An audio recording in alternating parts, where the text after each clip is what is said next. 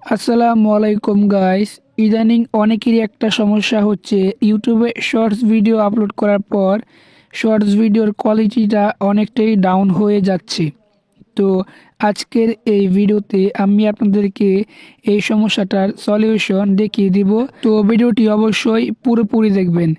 তো আপনারা যেটা করেন, অনেকে এইখান থেকে ডিরেক্ট দেখতে পাচ্ছেন শর্টস অপশন আছে, তারপর এখান থেকে অ্যাডে ক্লিক করে এখান থেকে আপনারা কি করেন, ভিডিওটা ডিরেক্ট আপলোড করে দেন।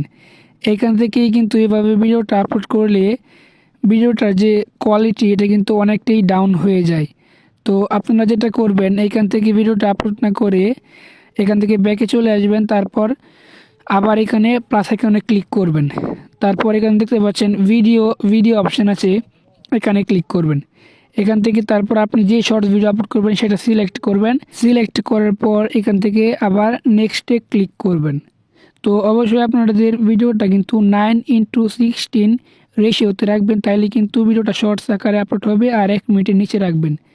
তারপর এখান থেকে আপনার যে ভিডিওটা এটার টাইটেল দিয়ে দিবেন, লিখে দিবেন। লেখা হয়ে গেলে এখান থেকে আপলোড করে দেবেন। তাইলে কিন্তু আপনাদের যে শর্টসের কোয়ালিটি আগের দেখে কিন্তু অনেকটাই ভালো হয়ে যাবে।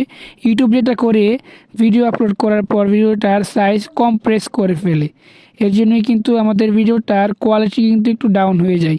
তো আমি যেভাবে দেখালাম এভাবে ভিডিও আপলোড করবেন, তাহলে দেখবেন যে আগের থেকে অনেকটা শর্টসের কোয়ালিটি ভালো এসেছে। আমি কিন্তু এইভাবে ইউটিউবে শর্টস ভিডিও আপলোড করে থাকি।